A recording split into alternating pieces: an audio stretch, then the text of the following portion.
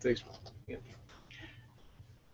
Okay, gang, I think we're starting to broadcast here. Let me start by apologizing that my wife is not here today. Betty, like so many of the spouses around our Air Force, is kind of all things to all people in both her family and mine. And I have a family health issue that popped up this week in my family, and so Betty, on about a 6-hour notice, jumped on an airplane to head home and take care of one of my family members who's got a serious health issue going on. So she couldn't be here. She wanted me to please offer her sincere apologies for not making it and to thank all of you for what you're doing.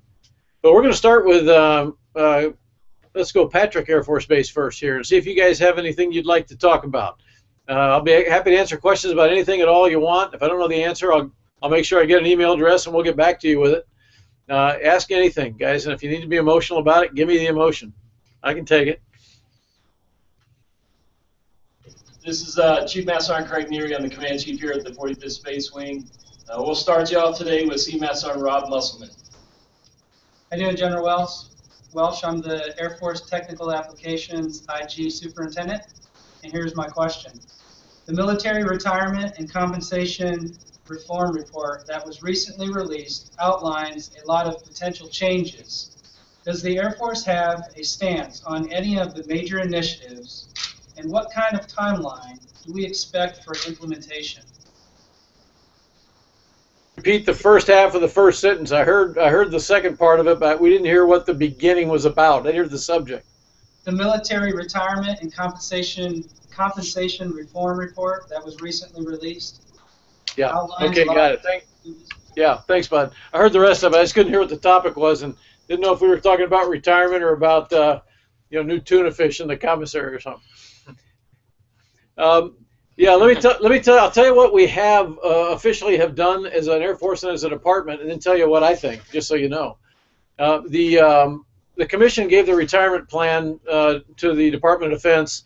We put together teams to look at every one of the commission's 15 different recommendations, one of them on the retirement recommendation. And then we made some recommendations to the Secretary of Defense, and he has forwarded some recommendations to the President. The President sent Congress a letter saying that he is generally supportive of some of these things and other things he'd like more time to look at. Relative to the retirement plan, he said, I am generally supportive of it, but there's some details in there we don't really understand because the numbers weren't adding up when we look at the numbers the Commission gave us. And so he said, give us a little bit of time to take a look at it. The Congress then, in the budget markups in both the House and the Senate, has endorsed the general format of this new retirement recommendation, which I'll go through in a minute, and said, we're going to do this, work with us on the details, and they delayed the implementation of this until FY18. So we got 2 budget cycles to go through where we can go back and forth on details. But I think you guys have probably seen the general framework of this thing. The first recommendation said we start putting matching in at 1% the first day everybody comes in the door. So whether you come out of basic training or you come out of Officer Candidate School or the Air Force Academy, doesn't matter. Wherever you start, the day you come out on active duty, the government puts 1% matching of your pay grade into this account. And they also, you put a percent in automatically. That's what the recommendation said. And then at 2 years and 1 day into your career, you're now vested, meaning anything that's in this account from that point on, you would take with you. That was the proposal. And then all of the pieces of the proposal were that instead of your retirement account building at 2.5% per year of service, it was only 2% per year instead of 2.5%. So when you retire at 20 years, for example, your retirement pay would be based on 40% instead of 50% of your top 3 years of pay. So that was the big plan. They also threw in a continuation pay, like a bonus at 12 years of service that was intended to keep you to 16 and try and get you to a point where you'd stay till 20. And then when you retired at 20, you got that 40% of your base pay, and you got that out until age 62, at which point you would then get whatever the full amount was. So that's kind of how it was set up. The original proposal said that 2% per year stopped at 20 years. So if you served till 30, you didn't get 20 to 30, didn't add anything. It also only matched your pay at the 2 years and 1 day point. If you could up your pay input into your TSP as much as 5% more. And if you put 5% more of your pay, the government would match 5% more. So you get a total of 6% of government stuff and 5% of your pay going in there every month, which would be a pretty good deal. But that matching stopped at 20 years as well. So if you went to 30, it didn't get any additional. That made no sense to us. So when we saw this plan and Congress wrote into the budget that we're going to go with a 401k matching type of retirement plan, we then said, okay, well, let us work with you. So the chairman just sent a note to Congress this last week. He drafted a letter that I've seen and signed off on and agree with that says there's some things we should change. The first thing we think we should change is that you should not be able to up your matching to 5% until you re-enlist the first time. And that way you actually think through how much of your money do you really want to put in this TSP account during your first enlistment. Because the way the rules are written, if you put stuff into that account and you're not vested, the account goes to the U.S. Treasury if you leave. So there'll be more of your money in there that you can't get. And that didn't make any sense to us. So we think you're much more likely to raise your monthly investment once you make the decision to re-enlist and realize you're getting closer to getting more benefit out of this plan. So we think we should delay that until the first day of your re-enlistment period. We also said you got to match that 2% per year. It's got to go as long as someone serves. So you can't stop it at 20. It's got to go to 30 if they serve to 30 or to 40. However long they serve, it ought to go up 2% per year. So that the letter recommends that. It also recommends that the matching from the government into the TSP continue for every year you serve. So until you separate, that matching will continue. And I think the Congress is going to agree with all those things, by the way. I don't think they will disagree with any of those recommendations. We also asked them not to tie that 12-year point bonus to the retirement plan because it actually confuses things. That is really not money that comes out of the retirement system. The services are going to have to pay that money out of our O&M funds. And so we said just separate that and give us the freedom to put more into that bonus if we want to keep people in the Air Force depending on how retention and everything else is working out. So they agree with that. I think they'll agree with that as well, but we'll wait and see. They haven't answered yet. So those are the big changes we recommended they make. The Congress clearly is committed to this idea of a matching plan of some type because they want to give the 83% of people in the Department of Defense who separate before 20 years of service some cash to walk out the door with. They believe that is the big benefit of this, and they're committed to doing it. And so what we're worried about is don't reward people who stay less than 20 by hurting people who stay more than 20. We want people still to stay in and serve a career in the Air Force. So the longer you stay, the more benefit the plan should be to you. The break-even point, according to the Commission, is if you invest 3% of your pay every month, once you can make that choice, and you continue that for 20 years, then if the market does better than expected, you may make a little more than you would under the old retirement plan over the course of a lifetime. If it does less, you may make a little less if it doesn't do as well. If you invested up to 5% of your pay, and they put that matching 5 to 6% in there, you would actually make more over a lifetime than the current plan would give you. So but it's about choices you have to make now. If you choose to keep more of your paycheck coming into your pocket and invest less in this plan, you're going to have less in your retirement plan. So the intent on our side is to get all the details from the Commission, make sure we have the kind of the calculator right on this, and then ship out a bunch of examples to you so you can see it. Because whenever they do write this into law, you're going to get a choice. They still agree with grandfathering everybody. So you'll have a choice to accept it or not. For those of you who don't like the new plan, just remember that in the Air Force, there's about 62% of people don't make it to retirement. So those of us who expect to stay till retirement or already past 20 years, we're going to be outvoted by that 62% no matter what we want to do.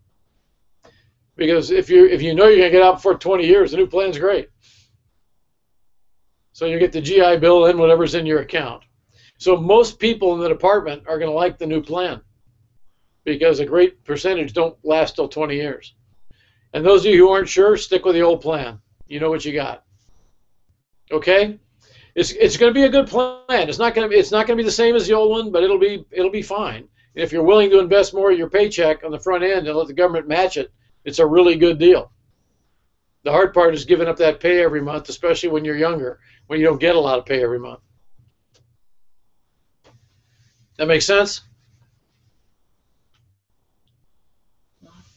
Okay, I'm sorry. Let's go to Homestead. Chief. Okay, Homestead.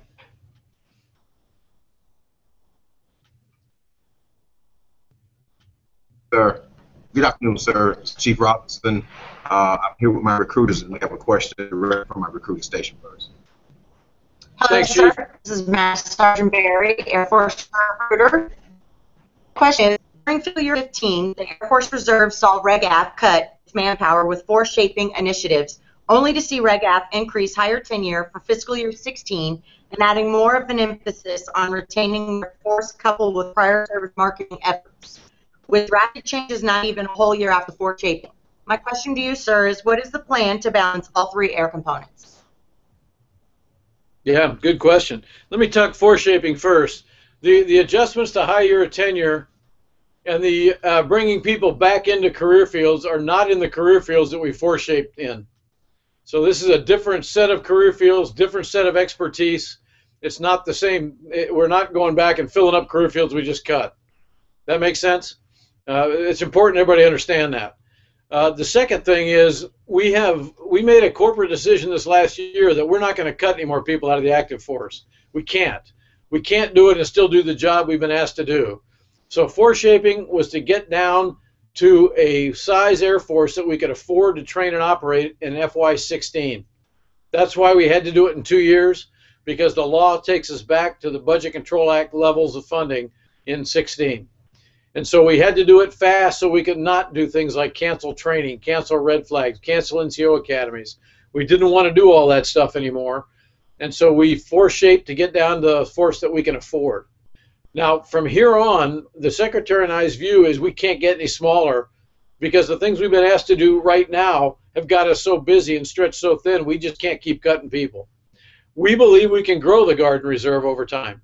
So, for example, if we divest force structure, hardware, airplanes, mission sets, we can move those into the Guard and Reserve in some areas and add people in the Guard and Reserve to execute them, and keep the people that hardware came from on active duty and redistribute those people to fix some of the shortfalls we have in career fields across the Air Force. We're really undermanned in maintenance. We're really undermanned in security forces. We're undermanned in some of our intelligence career fields and a few others that we have just got to get balanced the right way now. Those are the career fields, by the way, that we're doing this plus up in the next year or two to try and help with those imbalances that we have today. All that makes sense? We're going to go to Eielson next. Okay, Eielson. Wait a minute, where were we? Homestead. Okay, Eielson next. Sir, Chief Roundup, I guess I more have a request. We have our commanders, especially at the battles where it comes to our airmen, because they do some of this. I would love to see an opportunity to senior raters and to recognize our airmen when they get promoted in the staff sergeant, tech sergeant ranks, as opposed to the virtual promotion release. It's a very difficult. We scramble at the bases to pull down, and I don't feel like that's the way we should congratulate our folks on their promotion. I love the old days of a hand young senior airmen to congratulate them on making staff, and that commander be that person to congratulate them first, not them seeing on virtual. So if you'd like to call my senior NCOs here, have some more questions for you as well. Yeah, Chief, actually, I personally agree with you. I absolutely agree with you. It's just feedback. Yeah. Okay, we're getting a little bit of feedback on this end, guys. I'm sorry. I'm confusing myself. I personally agree with you, Chief. And one of the things that we talked about at one of the 4-star meetings recently was that we ought to talk about this topic again. You know, we did it because so many people were leaking results of promotion lists, etc. And so everybody was hearing at a different time. So you had some units would be telling everybody a week ahead of time or 3 days ahead of time, and people thought that wasn't fair to the airmen whose commanders were waiting until, you know, the actual day of the release before they told them.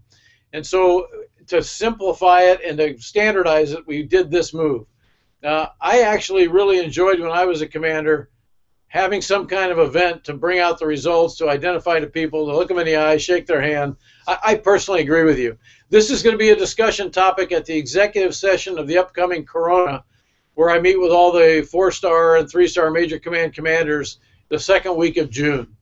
So more to follow on this one, because I think this is one worth talking about again. Okay, let's go to Charleston.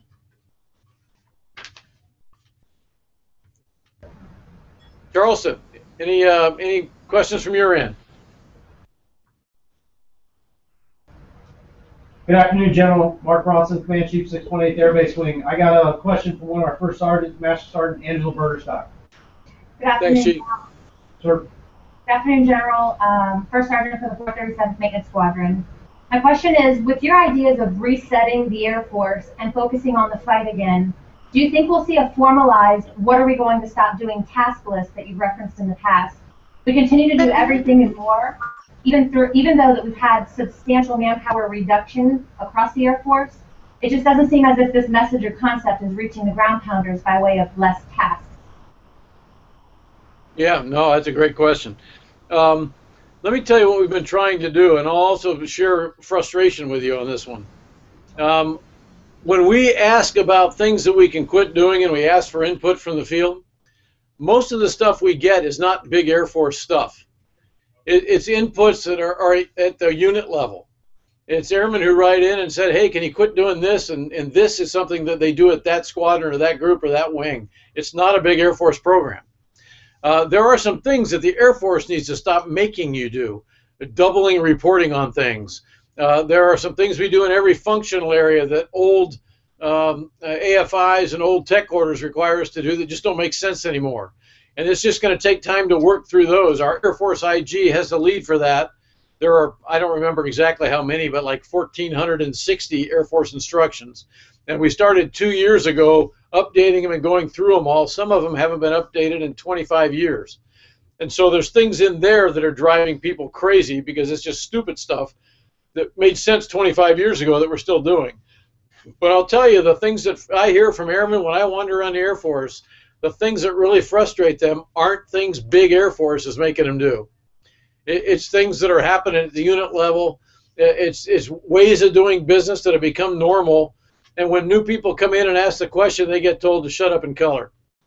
One of the things that when I do all calls, I tell people at every base, remember the first time we opened up the Every Dollar Counts website, looking for ideas from the Air Force about what we could do differently and what we could stop doing.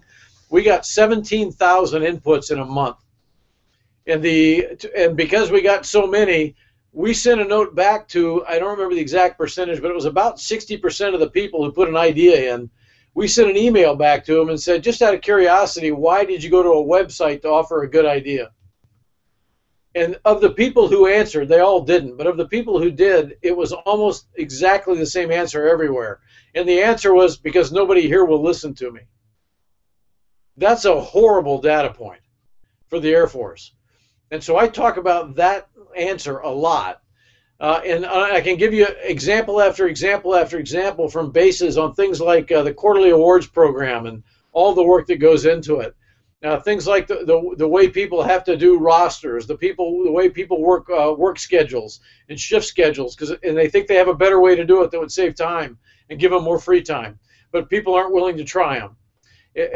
I just got to tell you, I'm working the top end stuff hard, and trying to make sure that our staff is not creating work that you don't need to be doing.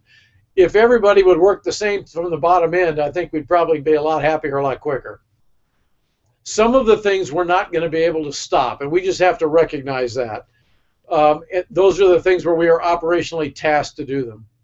We're not going to be able to say, no, we're not going to go take on ISIS. We can't say, no, we're not going to go to Nepal and do earthquake relief. Our PJs can't say, no, I don't want to go do combat search and rescue in Syria if I have to. But that's not the stuff that frustrates our airmen. That the tasking signal is going to stay high, whether we like it or not, and we're going to have to respond to it. That's what we do. But all the other little stuff that we do to each other that our people get bothered by, our commanders and supervisors not making sure that when people are done with their work for the day, they get the hell out of Dodge. Go home. Go be a husband, a wife, a sister, a brother, a best friend, or whatever you are, and have a life. We can do that most places in the Air Force and still do great work. But it takes everybody at every level of supervision agreeing that this is possible, because we have a mindset of, FaceTime's important, and if somebody's still working hard, I better be there, or I look like I'm not working hard. And I sure can't go watch my kids play Little League Baseball, can I? The answer is yes, you can and you should. Somebody will cover for you. And then you cover for them when it's their turn. So I really think that this is going to work only if we do it at the unit level and we continue to push it from the senior part of the Air Force. We're trying hard to do that at our end. But I'd ask you to kind of redouble your effort on your end. And where we find people in the middle who just are afraid to take the risk of making a change, because there are some, I'm not that naive, there are people out there who just don't want to rock the boat or make it look to their boss like they're not trying hard. When you identify those people, go to the supervisors you have in your chain, go to your command chief, go to your shirt, go to a flight commander, a flight chief, or a commander that you trust. Go to people just like you and say, hey, you got to help me work around this roadblock. All you guys know how to do that. Your young airmen don't. And so they get very frustrated by this. And that's who those 17,000 people were. Most of them were younger people. About 90% of the ideas that they sent to that website were for unit level stuff. 90%. Squadron level and below. And about 90% of them were really good ideas. So it was very frustrating for me to read those things and wonder why they didn't just go talk to their boss, their staff sergeant supervisor, and try and figure out a way to get it changed. This is a hard problem to fix because we are used to working harder than we should be working. The whole Air Force is. If I go to the office early in the morning, my team will be in the office 2 hours before I am. I finally convinced them an hour was plenty. They don't really need that much, but they wouldn't believe me. And in the Pentagon, that's just the way it is. We're used to doing it. Everybody expects you to be there. So I never go to the office before 7:30. I can get stuff done, but I just never go because the team will be in there at 5:30. And at the end of the day, I try and go home as soon as I can. As soon as the last meeting's over, I'm gone. Because I can do everything I can do in the office at the house. I got all the computers, the phones, everything.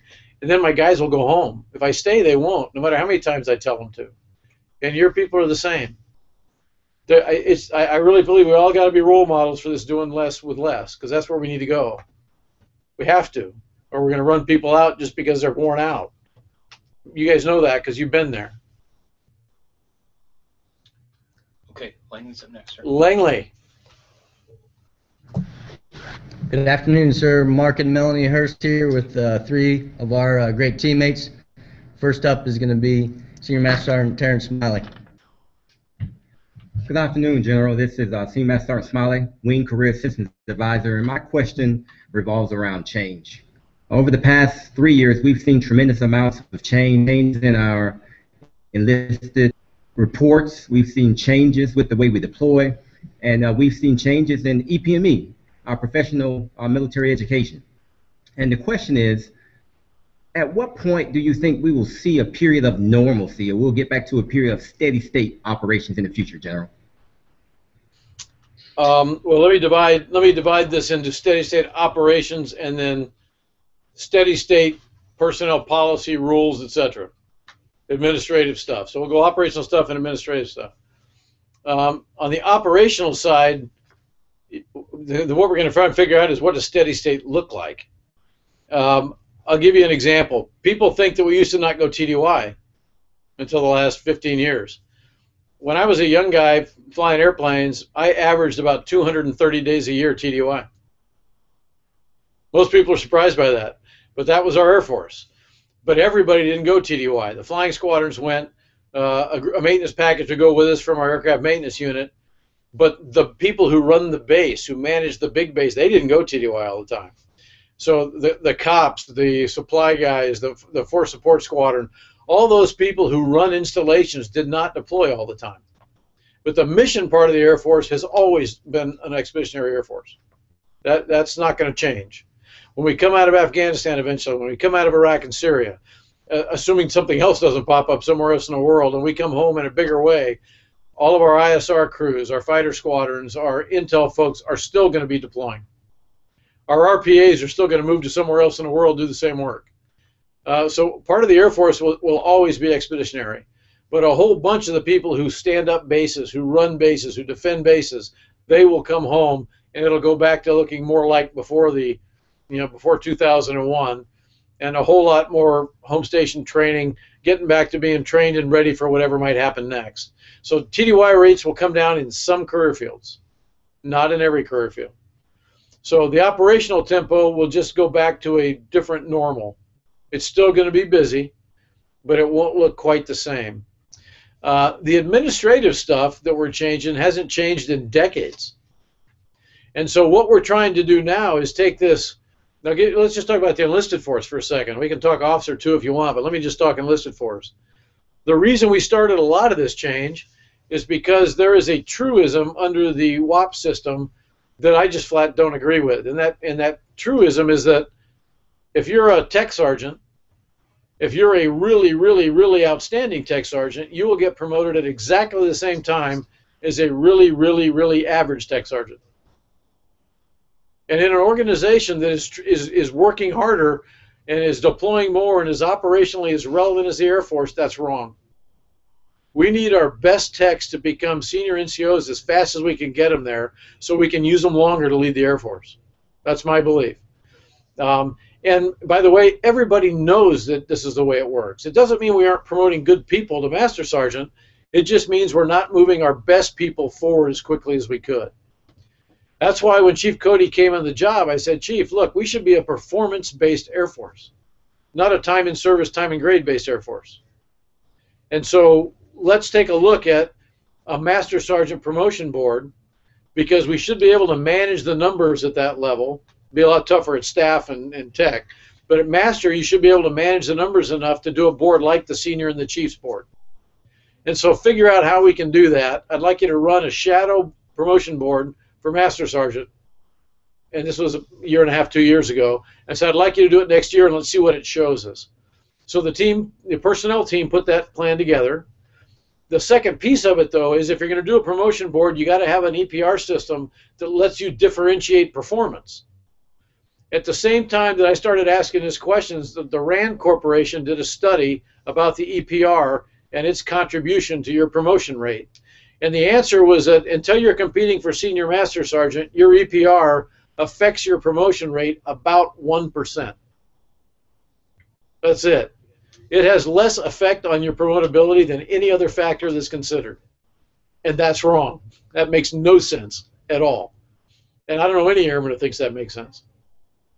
And so I said, so if you're going to do a promotion board for Master, show me how you can adjust the EPR system and the feedback system that goes with it so that you can differentiate that great tech sergeant from the average tech sergeant. Because right now you can't do that with our current EPR system, and all of you know it. If I took any of you guys and I put you into a squadron, a new squadron tomorrow, and there were 10 tech sergeants in that squadron, you would know the best 3 by close of business tomorrow. And by the next day, you'd know who the bottom 3 were, and by the end of the week, you'd know 1 through 10. And then all 10 of them would get a 5 on their EPR. That's the way the current system was running. It's wrong. And so all the new system does is makes you differentiate when it's time to consider people for promotion between your talent. I like it because individuals now will hear that in the feedback sessions because the feedback is tied to the EPR form. You're going to have to tell them because you're going to tell them when they're ready for promotion, and it's really awkward if you wait till then to say something. And you tell somebody who's your number 10 of 10 that they're your 10 of 10 and they thought you were their number 1. It'll create better feedback for people. It's tougher on supervisors, but it should be tougher on supervisors. Supervisors should have these conversations. And I think it'll allow our younger NCOs to get better in ways that they didn't know they weren't already good at. Because a lot of them do think they're your best performer, and you know they're not. You just haven't told them. So that's what the intent is to get to this administrative stuff, is to get to a performance-based Air Force, because the world is changing so fast, the ops tempo is accelerating, the threat's getting more complicated, and we need people who can lead in that environment. It's got to be about performance. By the way, the other thing it's about is having an enlisted force in our Air Force that is so much better trained, is so much better educated than it's ever been before, and your job descriptions haven't changed in 40 years. That's also wrong. We should challenge you more. We should give you more responsibility. We should make you accountable for professional development and for identifying superior performers. It's all about that. Does that make sense?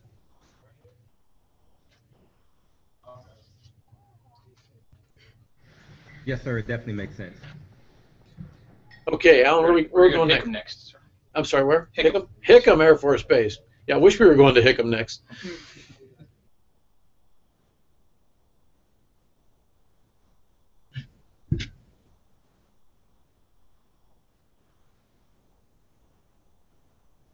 Great, thanks, sir.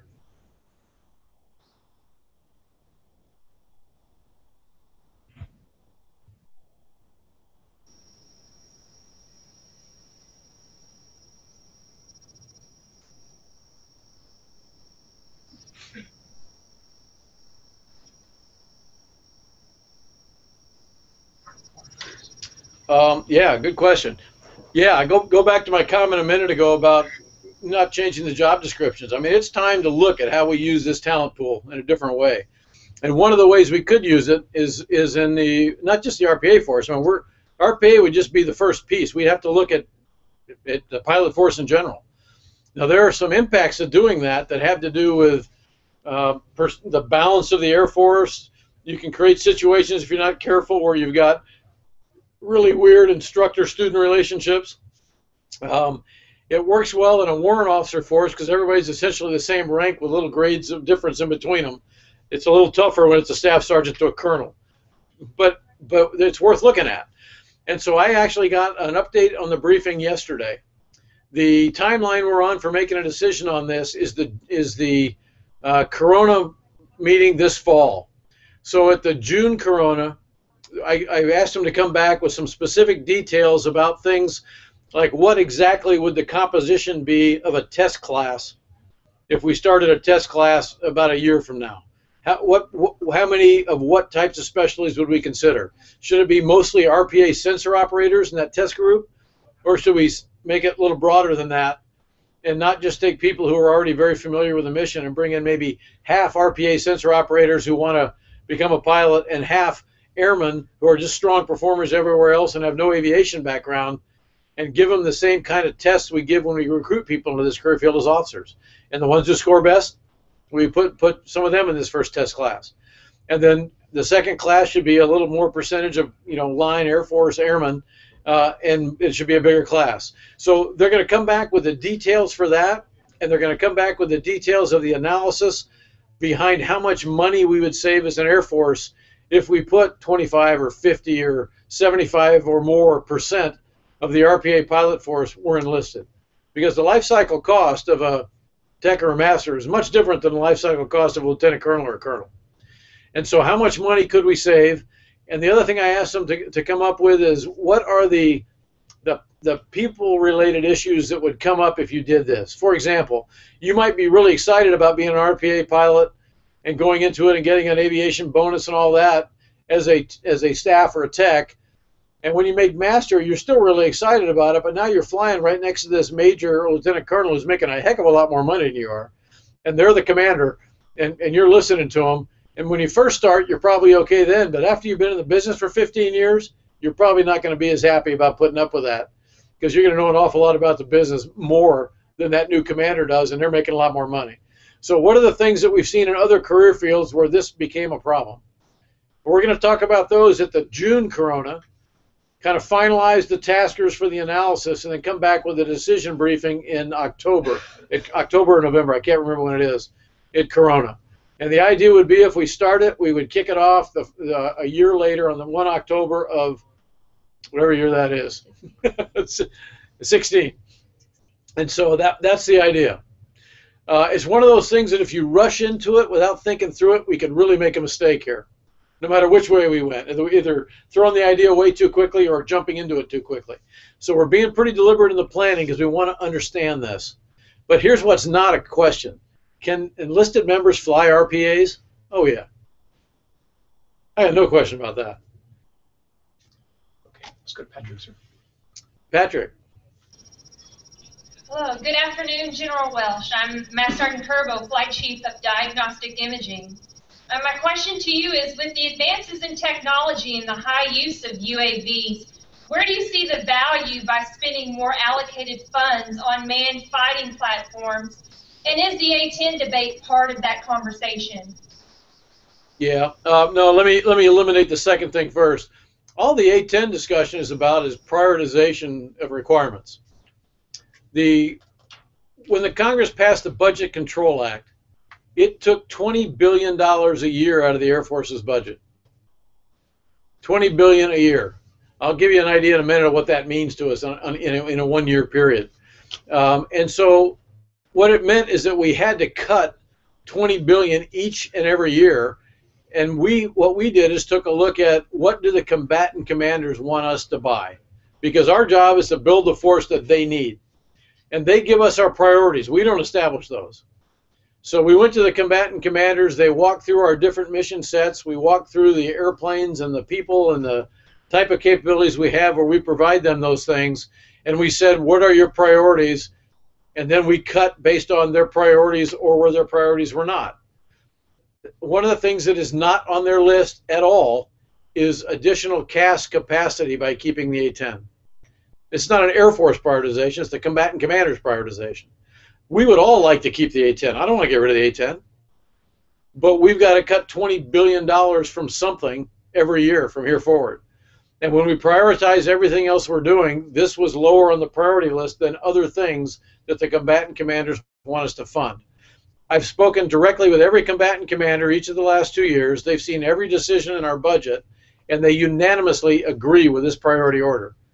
They don't like the idea of getting rid of the A-10 or anything else any more than we do, but they agree with it.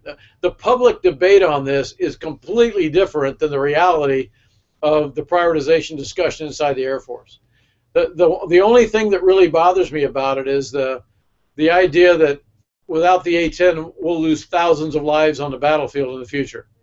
You guys need to know that over the last 7 years, we have flown about almost 160,000 CAS sorties.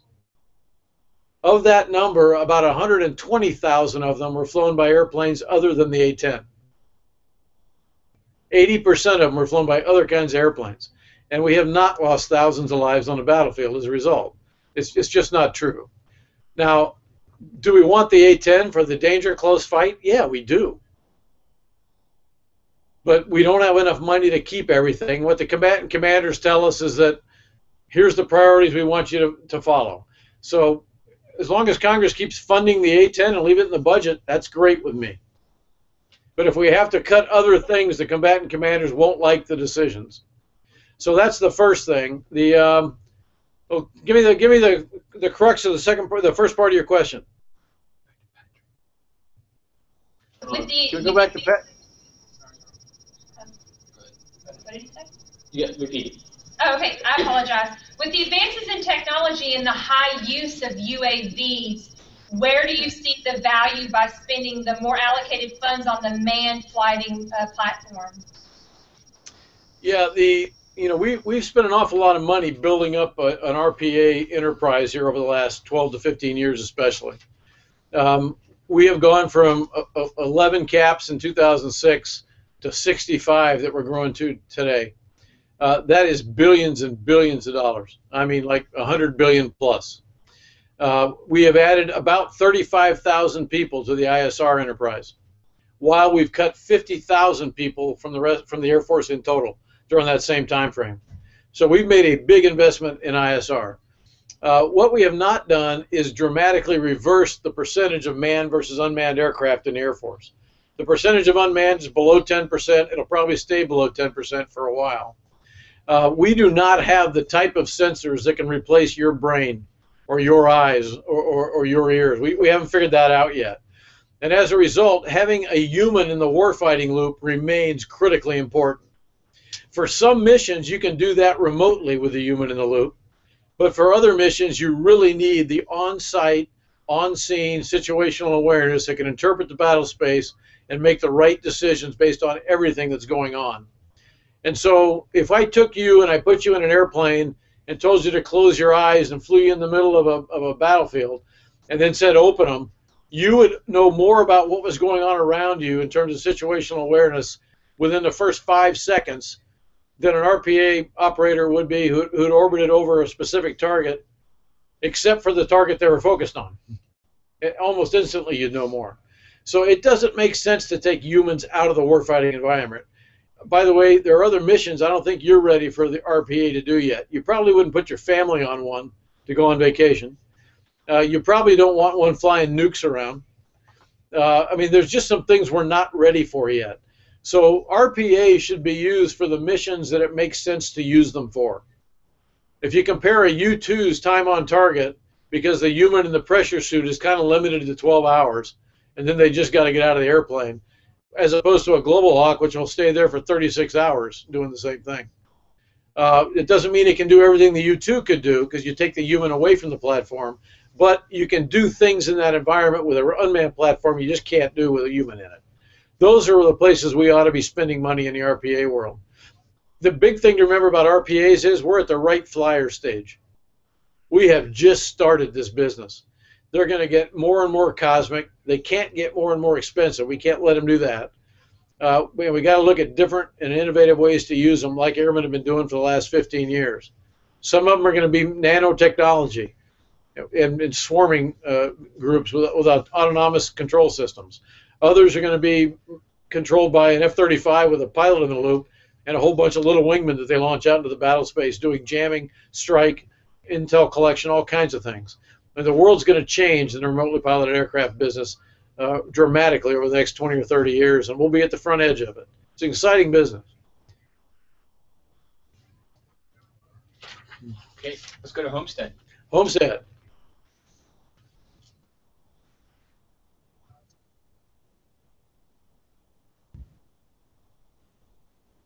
Thank you, sir. Doing great, sir.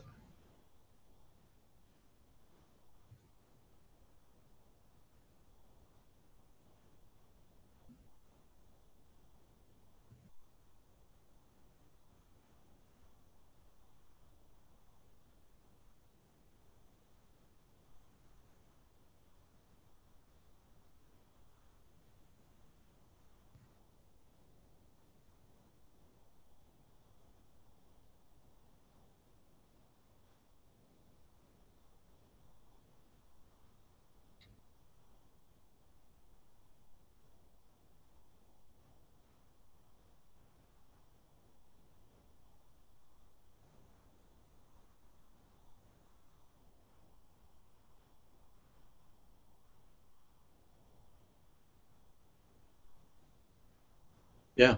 Let me let Lisa talk about this one for a minute so you know exactly what the policy guys are thinking, and then I'll tell you my opinion on this one. So as far as promotion, I think it is, it will always be tied directly to promotion when you are competing at your higher ranks, because that's what we expect of you at that rank, going to senior and chief. But actually, Chief Cody and I have been talking about this one a lot, because the way education is going is it's less aligned with a specific curriculum of training and thought in a particular area, as opposed to a little broader approach to getting a degree in that area. And so where CCAF today is tied to whatever specialty you have in the Air Force, is there a way to give a little more flexibility to that, where part of your CCAF credits could come from a little broader spectrum? We do it a little bit when you look at the verbal side and the writing side, and there's options within that as to how you get the credit. But if you actually broaden it and let, for example, Sergeant Davis do IT stuff, even though that's not really in line with his particular AFSC, all of us have got to be better at IT stuff. Why can't that be a flexible block in your CCAF curriculum where you can get X number of credit hours in a broader range of things that would still contribute to your CCAF degree? That's the question you're asking, isn't it, Sergeant Davis?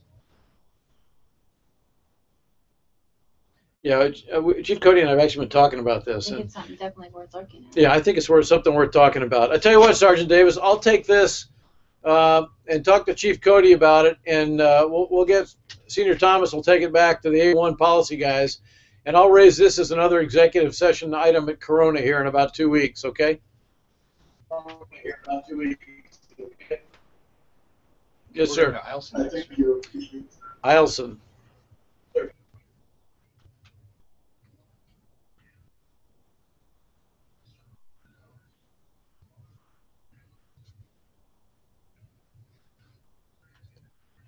Eilson, you there?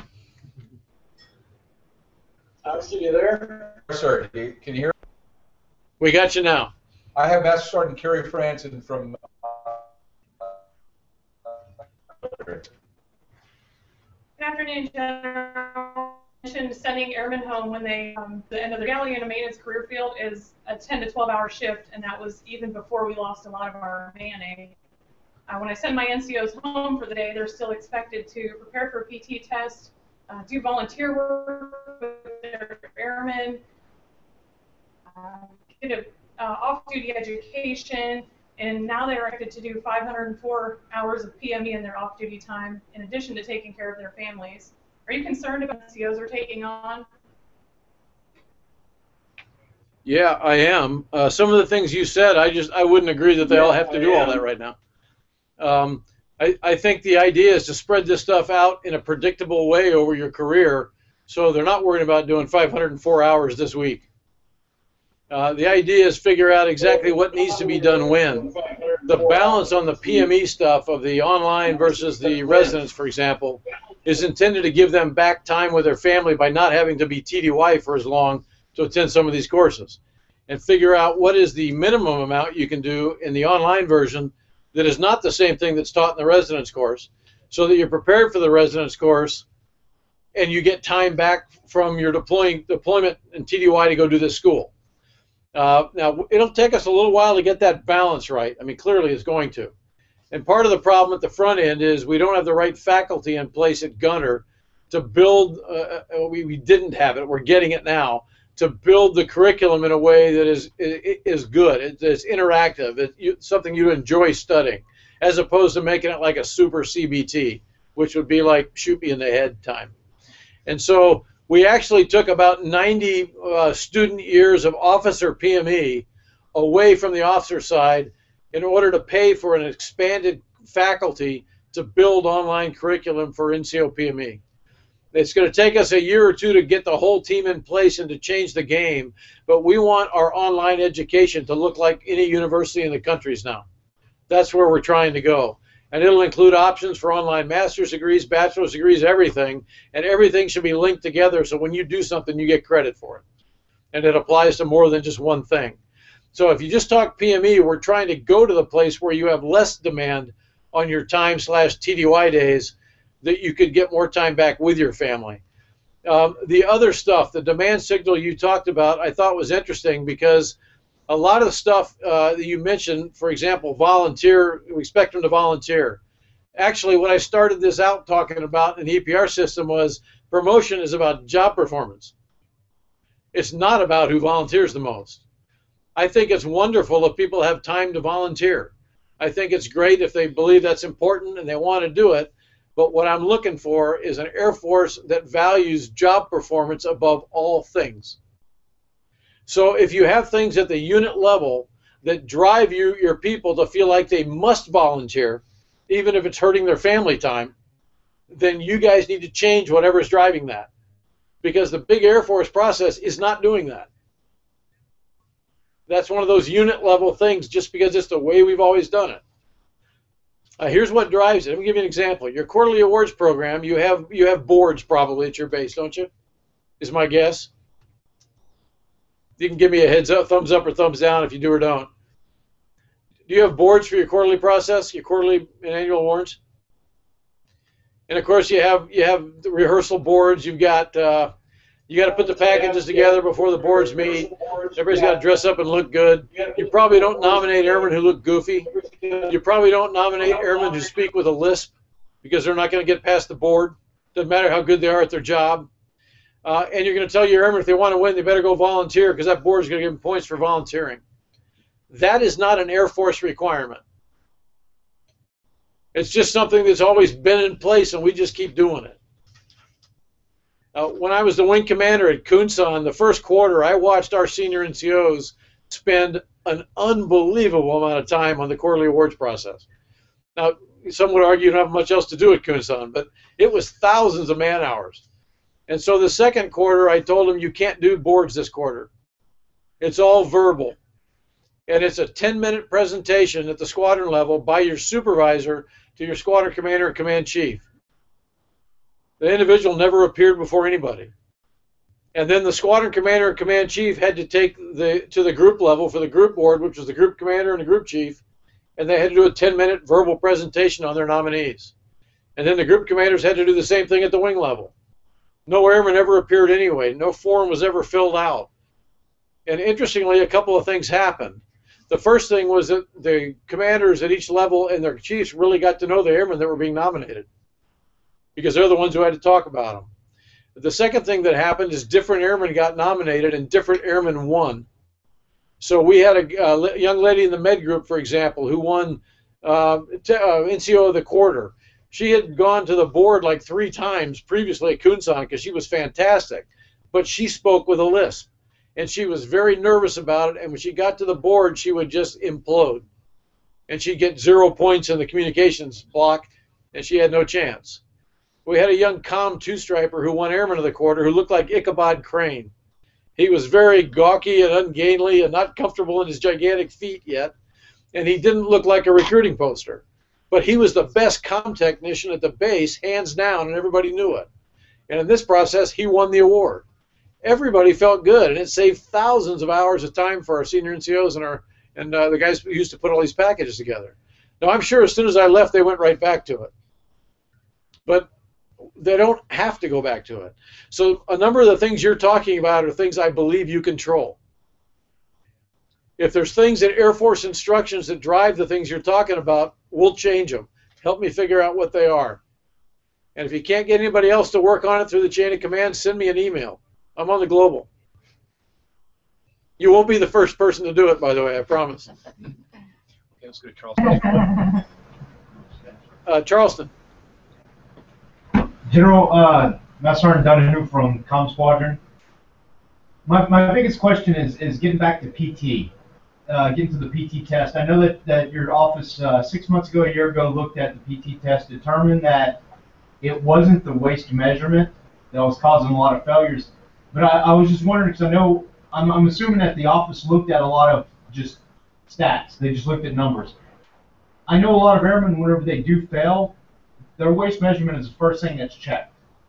And once they failed that waist measurement, then they don't care about the rest of the test. And I know that's the wrong answer, but that's what we're seeing a lot more, or we're seeing a lot more of. I know we changed it now to where fail the waist measurement, you still now have a chance of passing a comprehensive body fat test. I'm just wondering, is there going to be any more look at the PT test of changing it, making it a little bit more, I guess, less for the waist measurement and more towards how many push-ups, sit-ups, and run you can do? Yeah, not while Chief Cody and I are here. I'll tell you why, though. We actually spent a year looking at this. We spent hundreds and hundreds of personal hours reading the research on this, talking to the scientists who put the test together, looking at the DoD policy as well as the Air Force policy, because it's all connected. One of the things that very few people know about the PT test is we are not required to do the annual, remember the taping we used to do? The body fat taping that had to happen in every orderly room for every airman every year. The reason we don't do that anymore is because we have a waiver from the Department of Defense to not do that because we scientifically incorporated body fat into our PT test in the way we assess for the events themselves and the abdominal circumference measurement. So all that's connected. So if you take the abdominal circumference measurement out, we're going back to taping everybody in the Air Force because that's what DoD requires. The other services still do it. Those of you who remember that know how god-awful that was. It was impossible to manage. It was an unbelievable additional duty for people, and it really caused huge pain and suffering everywhere. It was just hard to do. And so what we did do is add back in the ability, if your abdominal circumference was too large, to go get taped, and if your body fat was fine, then don't worry about it. Your commander can just write that off and go, not a problem. They pass. Here's the statistic that came out of our look at abdominal circumference. Because, guys, I'm not a skinny guy. Abdominal circumference is something I got to think about. It keeps me working out. And I'm old enough now that working out's really getting tiring. You know how many people have been kicked out of the Air Force for abdominal circumference only? Here's the number. Actually, there have been a couple. But of all the people who've taken the PT test since we started it, the percentage of people who have been kicked out of the Air Force because of abdominal circumference only is 0.00003. I mean, and all of them failed it at least 4 times. I mean, it is an infinitesimally small number. So the idea that people get kicked out all the time for abdominal circumference and nothing else is simply not true. People who fail for abdominal circumference, the great percentage of them fail something else as well. And what they end up having trouble with is passing everything. So we looked at this from every angle possible. We talked to everybody who wanted to throw out an opinion, people who were critical of the test, people who were supportive of the test. And I'll tell you this, I got to the bottom line of abdominal circumference is not a reason to change the test. If you change the test, we could look at that, but it's not a reason to change the test. Because in general, this PT test has changed the fitness level of the Air Force. For those of you who've been in long enough, and some of you have been, how many times did you go to a gym at 5 a.m. 15 or 20 years ago and have trouble finding a piece of equipment? Oh, by the way, you couldn't get into the gym at 5 a.m. 15 or 20 years ago because it didn't open until 7:30 or 8. And there were only about 10 people on every base who were muscle heads who were in the weight rooms. Everybody else did intramurals. It is a completely different fitness culture, and you can tie the start to the PT test. So in a big scheme of things, it's done a great thing for the Air Force. And so screwing around with too many of the details doesn't buy us a lot. It creates pain, and I don't think it changes the individual results that dramatically. And this is from a guy who worries about the abdominal circumference measurement every year. Okay, let's go to Langley, sir. Yeah, back to Langley.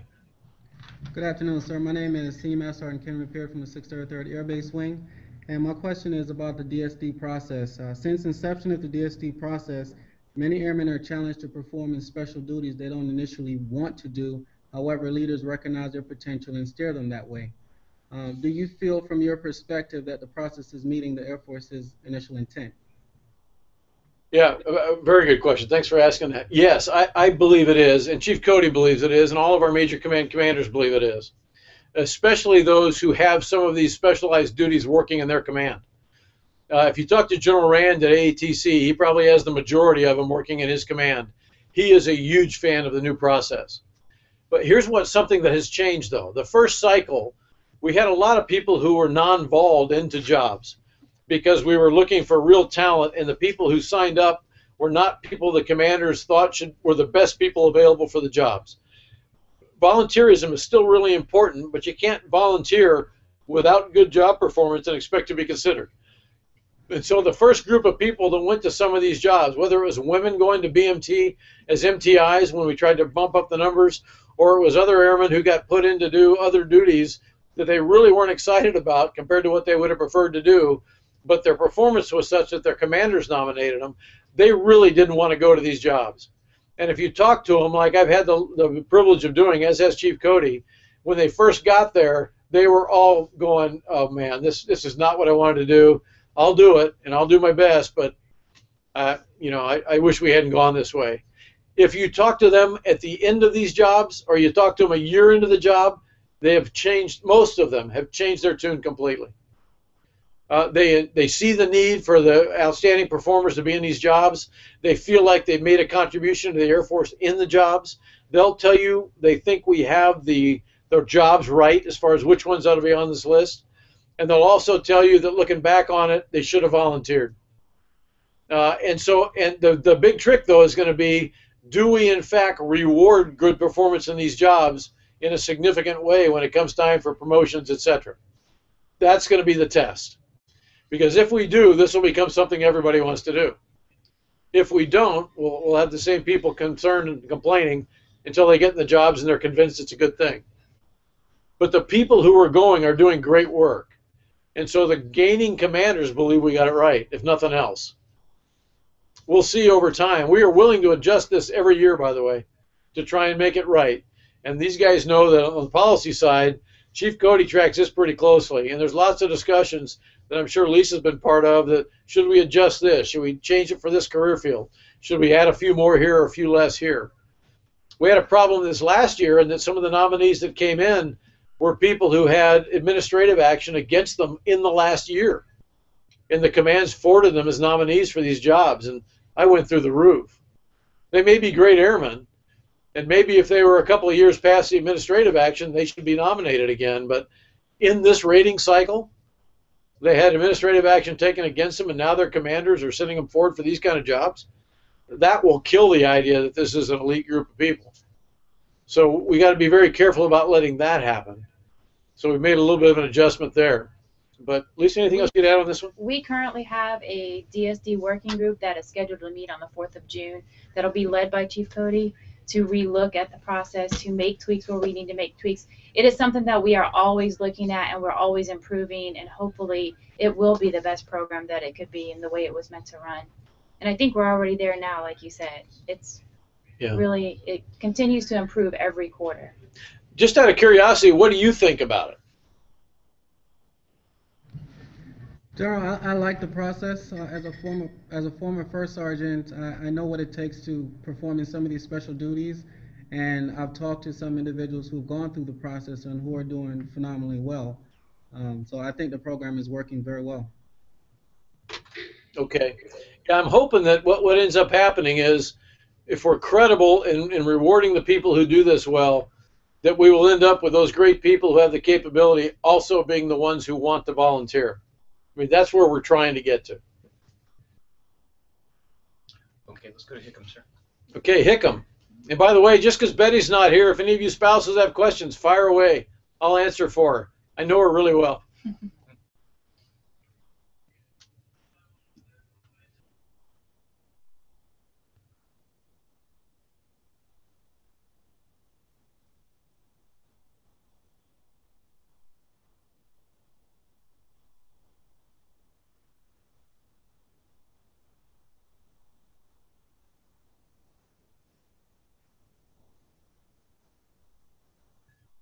Ooh, great question.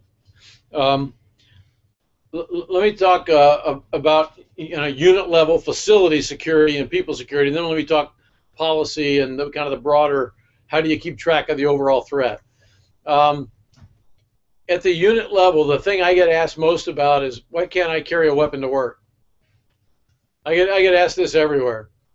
And everybody points at Fort Hood and says, hey, look what happened. If more people have been packing. By the way, I'm from Texas. Everybody in my family is packing all the time. So I'm used to this question even at home. The problem is, if you brought your, we have a lot of people who have a carry license. They have a weapon in their vehicle, but when they come to work, they have to take it out because they can't wear it onto the base. So all the services have this issue. The problem is, if you bring all your weapons onto base just in case there's an active shooter, all of a sudden everybody with a weapon becomes a threat to every security member responding. So if the security forces or the MPs on an Army base respond, and you're sitting by your car with a pistol in your hand holding it out, you may die. They don't know who's who. They don't know who's the actual shooter, and they're going to suppress the threat. And so if you're a security forces member, you really don't want a whole lot of people pulling weapons out of their back pocket or out of their car when they hear a shot. It's also very difficult to figure out in many active shooter situations, how many shooters there are and who they are. The typical one where you have some guy walking around in full body armor and a mask with a weapon makes it a little easier, but they don't all look like that. Some of them, they take shots, they walk down the hall, they're hanging a pistol by their side. You don't even see the weapon. And if somebody else has a weapon in their hands, they would become the obvious threat. So we got to be careful about creating a problem for security responding to a situation like this. And I think that's a valid concern of our security guys. One of the things we have done is approved people who are trained in security response and people in certain workspaces that are removed from normal security workflow patterns to carry weapons at work. And they're trained by the security forces. They're built into the response plans. They'll have a radio available in their workspace, so they're connected to the security response. And so those workplaces that are removed from where the cops usually are will have the ability to defend themselves if something went wrong. So that plan is being developed, which I think is a kind of a good compromise position. When it comes to the greater threat to families, people living downtown, you know, the recent list that ICE has put out with 100 names on it, had people's home addresses on it, that's scary stuff. Now, a lot of those addresses were wrong, by the way. They were old houses, or the name didn't match. But whoever lived in that house is now concerned. That was not tied to any specific threat. It was all stuff that was gained but just by internet research. But the list came out, and people kind of got surprised a little bit by it. Everybody on that list was contacted by Air Force OSI if they were in the Air Force. Everybody was told exactly how their name was accessed, where the information came from, because we did the same kind of research to figure it out. And we're told how much of a threat we really consider this to be or not to be. The OSI does a great job of overseeing and running our threat and security working groups across the Air Force. And those are updated routinely. Your commander is getting an update every time anything comes out that affects anything related to the Air Force families, or deployed airmen, or the bases that you live on. So when we had the recent, force protection conditions change in the continental United States, that was as a result of just a concern about changing the game occasionally to keep people on their feet and make sure that we're not becoming too predictable in the way we do force protection. There was some other reporting connected to that gave an indication there could be a problem somewhere, but it wasn't necessarily specific enough to target a particular place. And so everybody just went into these random security measures. We'll continue to do everything we can to watch that. I'll tell you this, my OSI guys brief me every time there's a change. And then the first thing we do is make sure the major command commanders and every wing commander is briefed. So we pay a lot of attention to this. That doesn't mean the threat goes away. And I would encourage you to always keep this at the front of your thought process. Teach your people to be smart. Don't put silly stuff on social media that lead people right to your front doorstep. Don't do things downtown that put yourself at risk by doing silly behavior in public places. I mean, just be careful about how you act, how you operate, and make sure all your airmen are thinking the same way. The world's a different place than it was when I was a young boy. But we've got to act a little bit differently. Okay, let's go to Patrick, sir. Patrick. Hi, General. Sergeant Matthews, the 4th Support Squadron Superintendent. So General Hyten talks a lot about competitiveness in space. The advancements by countries such as China can provide a real threat to our wartime strategy. Are you concerned about our space superiority capabilities in the future? Yeah, whether we want to fight a war in space someday or not, we really don't. As a nation, we've said we don't. There are other countries creating the capabilities for them to do it. And so we can't ignore that. I mean, there is a boogeyman in this business, and we got to be ready for him. And so what General Hyten talks about routinely is this necessity of looking at space as a warfighting domain. And people don't like us using that term because it scares people. But the reality is, if you don't look at it that way, as we're planning future capability, we won't be able to do warfighting there if we ever had to. So resiliency of satellite systems, the ability to maneuver, the ability to create real situational awareness in space, to do ISR of the space domain, to characterize threats that may or may not be there, the ability to respond to those threats and remove them if necessary. All those things are things we better be thinking about, and we better be thinking about how to produce capability where we don't have it. Yeah, I'm worried about it. I'm worried about it a lot. I think John Hyten has defined the problem very, very well, and I think there's a lot of people all the way up to the White House paying attention.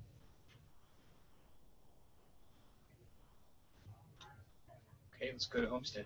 Homestead.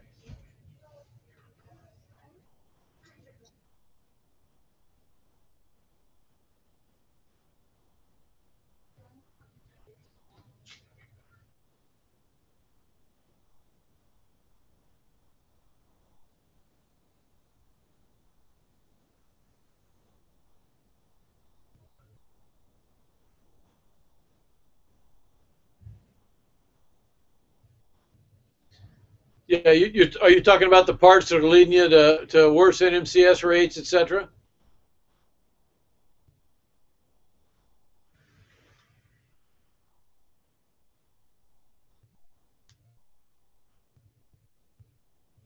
Homestead, I lost you a little bit.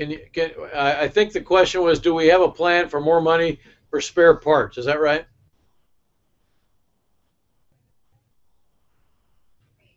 All right, let's come back down.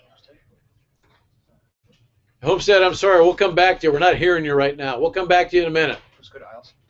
Ilson. I have seen Master Sergeant Terry Dale. Good afternoon, General. I'm currently an ALS commandant. My question kind of goes back with the new system and percentages, get the highest rating. I have a staff sergeant right now who are instructors. What has been, I guess, taken into consideration for the differences between AFSCs within a squadron? My staff sergeant does a totally different job than other staff sergeants in the squadron. And even when I go back to LRS, I've got men in that best at their job, and there's airmen as well. Your vehicle maintenance, the AFSCs within a squadron. When you've got the best and the best and the best, who gets the highest rating? Did you catch that? I didn't. Yeah, I'm sorry, guys. You broke up. You broke up pretty badly on that one. Let me take a second here and see if we can piece together what you asked, so you don't have to repeat the whole thing. I think they were talking about the percentage, kind of the quota, or when they're rack and stacking, whether they take into account in their same squadron different AFSCs, because in her, as the ALS commandant, has multiple AFSCs, the staff sergeants do different things. Then when she's back in the LRS squadron, they do different things. Is this in relation to force distribution? This is for the EPR stratification. It's the force distribution. The stratification. Well, she's talking force distribution because of the rank structure. The problem is, I'm not sure. In an environment such as ALS, they all work for her, so she'll stratify her folks as she would. If she's not a member of LRS, let's ask her if that's the question. Yeah. Was the question that as you're in the ALS, who stratifies the people there because they come from all different AFSCs? Is that the question?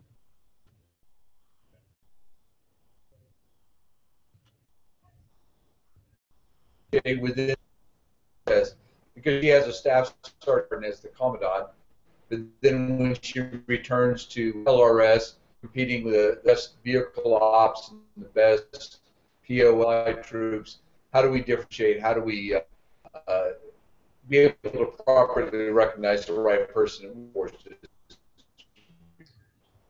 Yeah, let me let Eric talk about this for a minute, then I'll tell you what I think. If I'm understanding you correct, when an individual leaves, say, ALS, gets racked and stacked for force distribution, because we're talking about staffs and techs, is that not the question? We're not getting. Are you shaking your head no? We're not hearing you clearly, so we're not sure what the question is.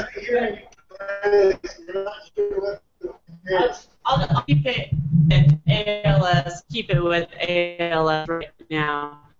Okay, so I can rack and stack. They were hired. They are best of the best. I hired them. However, I belong to the fourth quadrant.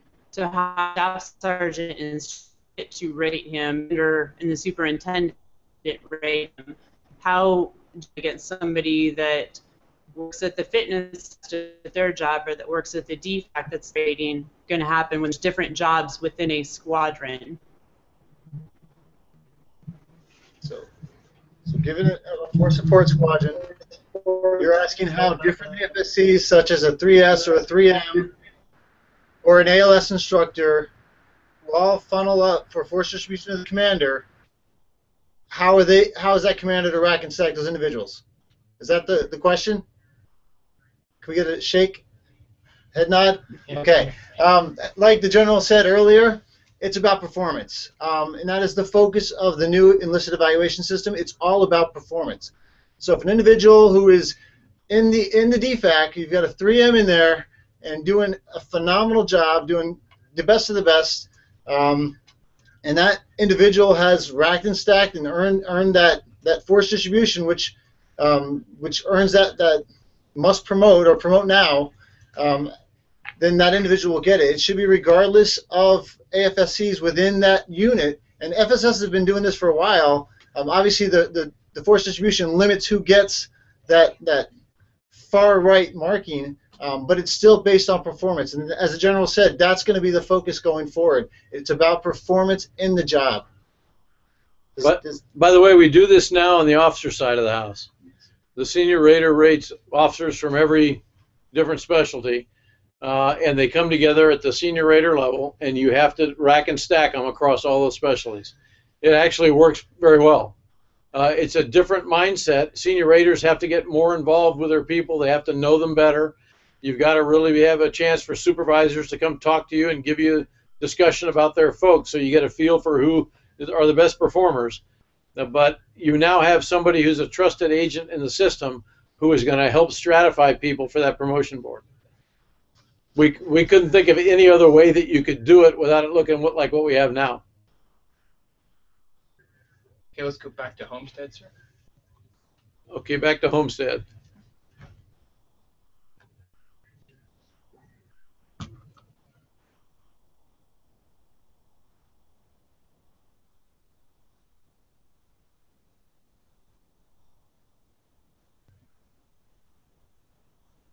Yeah, great question. And sorry we couldn't hear you last time. We got you loud and clear now. We have actually plussed up money the last 2 years in our weapon system sustainment account, and we'll keep it up there this next year. One of the problems we have is not money in that account, it's understanding what the problems are in that account. Last year, we actually went out and told every flying wing, you will fly your flying hour program. We had stopped doing that about 10 or 12 years ago because of the operational tempo, and we were letting people just turn back in flying hour money when they couldn't spend it. But what we did, the bad behavior we created, was we quit tracking the reasons we couldn't spend it.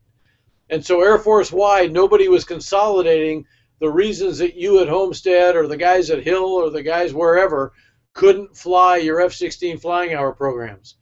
So we didn't get the fact that we were at 82% manning across the Air Force on the F-16 flight lines.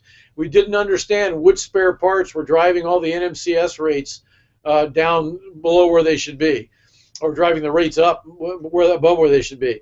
We just didn't collect all that stuff because the wings quit submitting it because they didn't have to. They just turned in the money. And so we put the rigor back into the flying hour program, not to make you do stupid stuff, but to make sure we were tracking why we couldn't do the planned training. As we do that, we can now get a clear picture of where we need to put these resources that we're plussing up in the budget. So the intent is to do exactly what you asked about. But we got to get the right data so we put the money in the right places. Okay, let's go to Charleston. Charleston.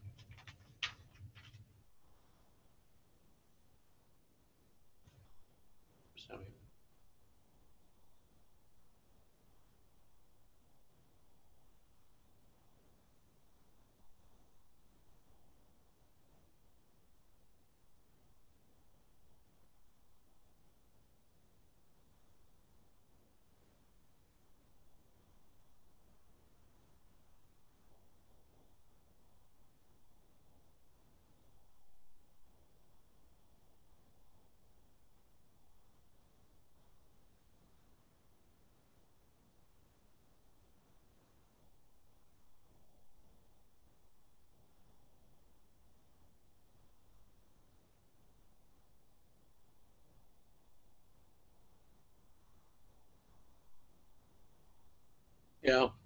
I'll tell you what, Chief. I'd start by telling all your airmen if they want to be part of the solution, we've got assignments down there. We'd be glad to put them there, and they can help fix all the things they see. Second thing I'll tell you is during the force management and QFRB, I actually went down. I spent some time in the call room. I know how they do this stuff. The amount of work those people do that is great work is actually phenomenal. If you look at the number of mistakes that you mentioned might have been made in the QFRB or other processes, they were so small compared to the thousands and thousands and thousands of transactions that went perfectly. And that percentage stays about the same every year. So could we get better? Of course we could. We could be better at customer service everywhere in the Air Force. from every unit, customer service organizations to the Air Force customer service organizations. And I think we need to make that a goal. We should try and get better. If there are specific things that we can identify where there were more problems than in other areas, we can focus on those and try and adjust them.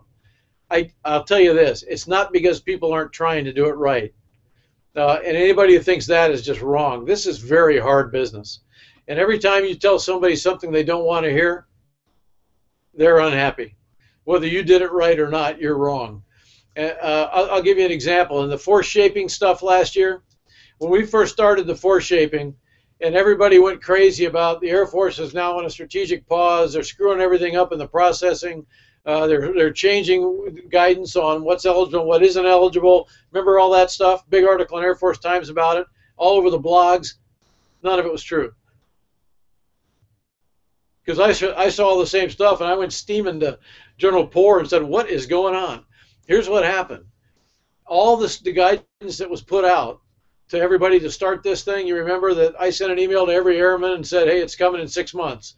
Then I sent another one about 2 months out and said, it's coming in 2 months. And then a month out, AFPC sent a note to every airman who was eligible. And in the notes I'd sent out, I told them, if you don't get a note, you are not eligible. You don't have to worry about this. If you do get a note, go talk to your chain of command. Go talk to your supervisor, your commander, and get a real feel for how you fit in this and what they think your chances are, especially in the Quality Force Review Board. I also sent a note to every commander in the Air Force and every command chief and said, you will sit with everybody eligible in your organization and talk to them about this stuff. And here's how you get information on who's eligible and who's not. Told them exactly where it all was. And then we started. In the first couple of weeks of the applications going in, thousands of airmen who are not qualified for the programs submitted their names for the programs. And so the poor guys at AFPC are seeing all this going, holy cow, what did we screw up?